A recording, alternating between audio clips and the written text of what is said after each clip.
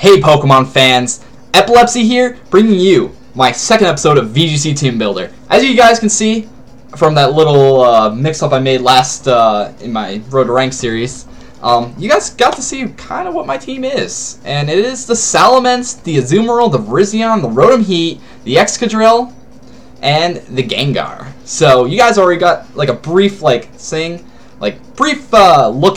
And if you guys have been coming to my streams, you've been seeing a lot of it. It's this very fun team to use. Fun fact, it was not supposed to be based off Mega Salamence. It actually was supposed to be based off the Grass, Fire, Water Core, and Venusaur was actually supposed to be my Mega Evolution. But with having Azumarill and Rotom Heat next to Venusaur, I was very, very, very slow. Could have gone like a Trick Room kind of way, but I did not want to go Trick Room. So I decided maybe I should throw Salamence on my team. Just a regular Salamence with Life Orb or something like that.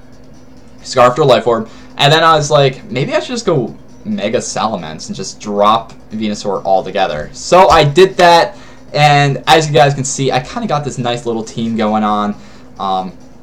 We're going to kind of hop right into this. I'm a little bit in a rush today, I guess. But let's kind of hop into this. I'll give you why I chose certain Pokemon over certain things, and yeah. So we're going to start with the Salamence, which is a mixed Salamence, mainly special attacker. A lot of people are running mixed, but a lot of people are also running a more physical set as well with Dragon Dance. I decided to go more special because everyone's running a more Intimidates. Just more Intimidates. We got Scrafties, we got enemy Salamences, we got Lando T's. Those are the three top intimidators. And I was just like, I don't really want that to slow me down. So I threw a naive nature on this thing and gave it 20 attack EVs, 236 special attack EVs, and 252 speed EVs. And with Hyper Voice, Double Edge, Draco, and Protect. I know what you're saying, I get walled out by Steel types, but I have lots of Pokemon to take care of the Steel types. So it's not really a problem with that too much. But you're probably wondering why I'm doing this EV spread.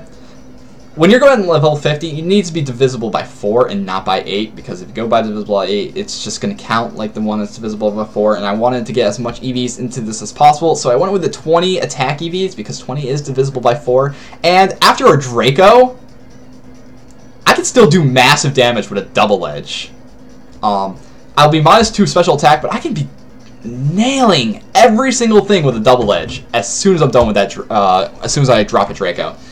So that is kind of why I'm running this set. It's fast, outspeeds a lot of the Pokemon in this meta, and can deal actually, it deals some massive damage. And actually, it running next to a Rotom Heat is really nice because enemy Salamences kind of have a little bit of a problem with speed ties, unless they are running Tailwind. But you'll see why I'm saying that running this next to a Rotom Heat is going to be very well. But we're going to hop right into the next Pokemon. Because this thing is able to do at least 50% to a Salamence with a Hyper Voice and 100% with a Draco. It can do massive damage. But let's go into Azumarill. Azumarill actually got off of a Nugget Bridge article, I think it was from last year? It was sometime in 2014. Blitz and Burst used this Azumarill, and it is based off Blitz and Burst's Azumarill.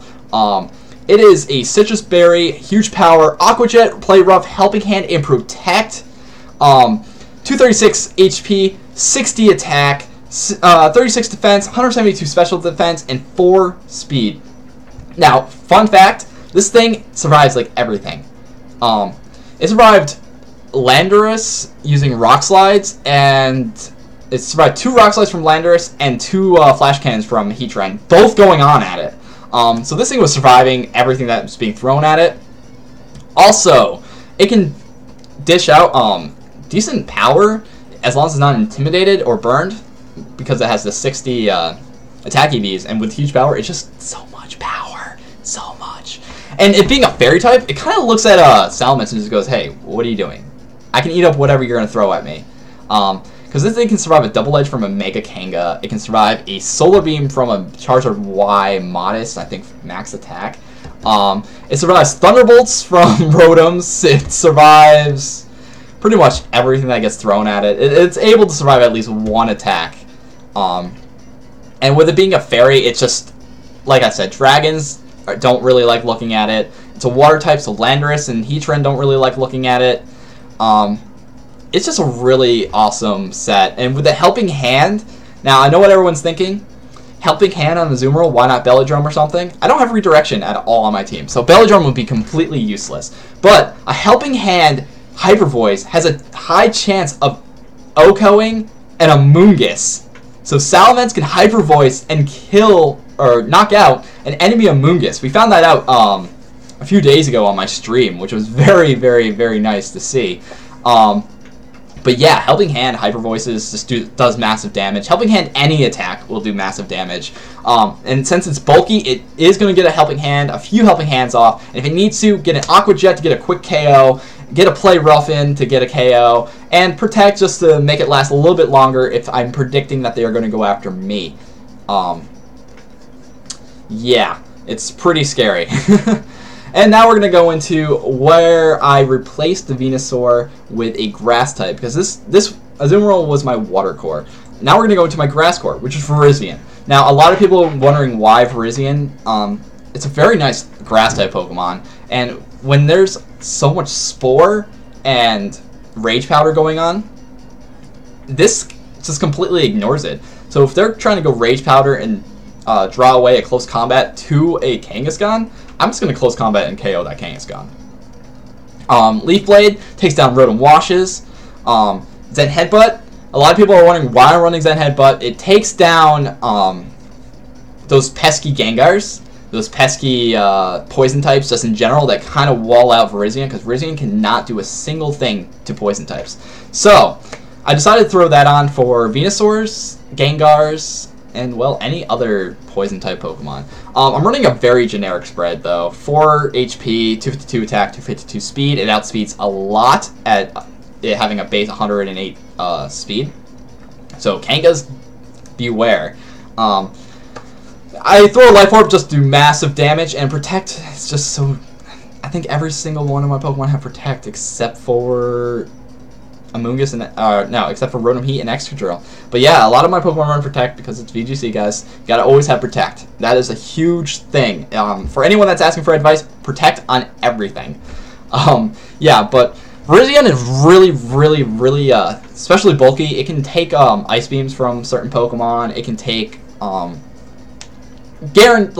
it won't survive a Hyper Voice from Mega Salamence because that's 4 times, but it can survive some decent attacks. It survives fire attacks, it survives ice attacks and stuff like that, and it can retaliate with Close Combat, Leaf Blade, or Zen Headbutt if needed.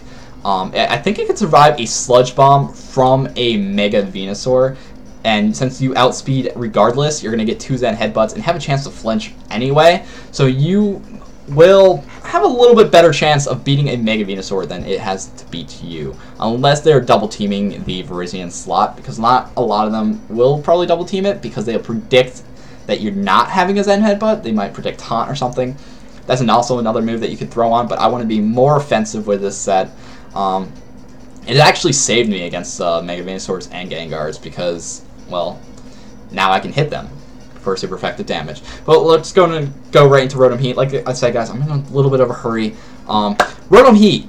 I'm packing the safety goggles, and I saw this set also on Nugget Bridge. It might have been the same person that posted the Azumarill spread, but I could be mistaken. It was someone else. I wish I could remember who it was. But this is a more offensive Rotom Heat with Overheat, Thunderbolt, Thunder Wave, and Will-O-Wisp. As you're wondering why I'm running Thunder Wave and Will-O-Wisp, it's to Thunder Wave and Will-O-Wisp any potential threats that could come out. I like Thunder Waving enemy Salamences, so I guarantee that my Salamence always outspeeds, because that is very nice. Burning Kangaskhan's, a lot of physical attackers like Landorus and stuff.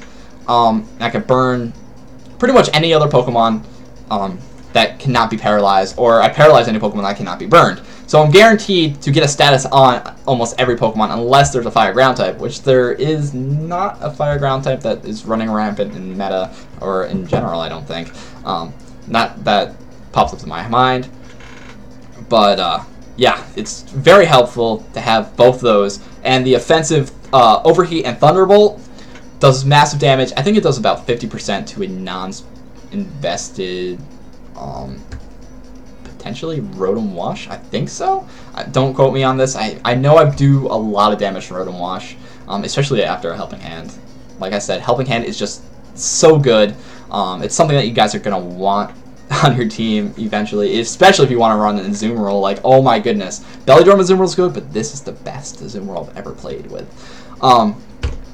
Yeah, 252 HP, 4 defense, 108 special attack, 4 special defense, and 140 speed. I don't remember what it's meant to outspeed. I think it is like Bisharps and stuff like that, but it is known to outspeed a lot of things that I've never thought it would outspeed.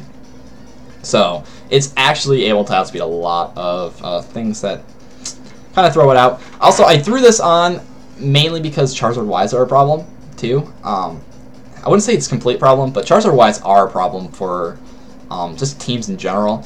And this thing can eat up a Heat Wave and dish out a Thunderbolt and do some massive damage. And if Salamence is there, Salamence outspeeds, and it can get a Hyper Voice off, so it's a guaranteed like a KO'd Charizard Y. Also, Bisharps are a problem. Like I said, I think this thing is meant to outspeed a Bisharp that's adamant, potentially. And Amoonguss is a problem. Stuff like that are just problems. And Safety Goggles is because if there's any redirection from Amoonguss or spores that are trying to like put me to sleep or something cheeky that's coming from Amoonguss or any like powder moves or something, even weather like sand, this thing can stay out there and just dish out some crazy power. But yeah, this thing is really helpful, especially when you're having a Amoonguss spore and try to Rage Powder everything. I can easily burn a Kanga or paralyze a Salamence if needed. But let's hop into the Extra Drill. The Extra Drill is Choice Scarf, Earthquake, Iron Head, Rock Slide, and X Scissor. 4 HP, 252 attack, 252 speed. It's very basic. It's an adamant nature. Doesn't need the Jolly nature because it's Scarfed. It's going to be outspeeding a lot of things in this metagame. Earthquake, Iron Head, great stabs, great stabs. Rock Slide, you're going to see a team with at least one Rock Slide user in a VGC team, and this is mine, and it's so great because it can outspeed Charizards since it's Choice Scarfed. It can outspeed Salamence since it's Choice Scarfed. It outspeeds a lot of things since it's Choice Scarfed, except for other Choice Scarf users. I think it can outspeed, it's guaranteed to outspeed Tyranitar as Choice Scarfed, so I can retaliate with either a Earthquake first, or a Iron Head and get a flinch potential, which is very good. You're probably wondering why I'm running Earthquake on a team with a Rotom Heat and a Gengar, because Mold Breaker breaks their Levitates and will allow them to get hit by Earthquake. But I'm kind of working around that. I'm thinking about getting rid of X Scissor for Drill Run, just to be a lot safer. But I threw on X Scissor just kind of like a random attack. I didn't really know if I wanted it or not, so I just threw it on. Helps me with Mega Venusaurs, I guess, but it's just about it. And dark types like Malamar, but yeah, that's just about it. And Cress, yes, maybe this is what I should keep it for, because Cress does not like looking at that either. I'll think about it. I was thinking about putting Knockoff on for that slot. Knockoff or Drill Run. If you guys have any suggestions what I should do with this Extra Drill, comments below. Tell me what I should do, and if you have any suggestions about any Pokemon on my team, just put it down in the comments. But yeah, it's very helpful. Rock Slide flinches, Iron Head flinches. Since it's so fast, it has a chance to flinch any Pokemon that comes out. It's also really good way to deal with Sylveon. I'm just gonna say that Sylveon does not like looking at this Pokemon. Unfortunately, this is kind of like my Sylveon stop is this and Rotom. And potentially this last Pokemon I have is Gengar. Gengar's Focus Sash, Icy Wind, Taunt, Sludge Bomb, Protect. 252 special attack, 4 special defense, and 252 speed. It's timid nature. It's meant to be a taunt user to stop any potential tailwinds, trick rooms, and yeah, that's pretty much it. Oh, and yesterday it stopped a Thunder Wave from a Cress. So yeah, it's very helpful. It's very helpful to have that taunt. Icy Wind is good for speed control, but I also do have my Rotom for speed control, so I don't necessarily need Icy Wind. Sludge Bomb is for a decent stab attack. to hit those fairy types, which are kind of a problem for me, especially having a Salamence and a Virizion. So fairy types are a little bit of an issue, but not completely, because Excadrill, Rotom Heat, and Gengar can deal with that. And it's timid nature just so it can outspeed other taunt users, except for Gengars. It ties with Gengars and anything that has Prankster. Prankster is just such a dirty thing. But I feel like Protect was kind of necessary on mine. A lot of people run Will-O-Wisp, but it's like I already have a Will-O-Wisp user, so I don't really need Will-O-Wisp on my Gengar. So I'm running Protect just to make it last a little bit longer, so people have to deal with it longer. And if they don't break its sash, it's going to be there for a while. It's kind of a threat. It does a lot of damage with Sludge Bombs, but it does get walled out by Steel types. So yeah, that's why Rotom Heat, Virizion, and Excadrill are on this team, because they deal with Steel types relatively well, except for Virizion when it comes to an Aegislash, but Excadrill and Rotom Heat can easily deal with an Aegislash. Yeah, I'm very sorry I'm just like throwing this out to you guys. I'm very unprepared with this. I'm just kind of throwing it out, making this early because I have to get the Road to Rank up for Thursday, Friday, and I got to make the team review for the last week's team. If you guys haven't seen that, please go check that out. It's EGB4 TV's Eric's Massachusetts Regionals Top 8 team. Go check that out. I'm also going to hopefully have a few more special guests coming up. So, yeah, you guys are going to have to check that out too. I'm trying to get the Exception. He's a streamer. And I want to get Mr. Bear Gaming. He's also a streamer. So, yeah, if you guys haven't checked it out already. And also, Twitch.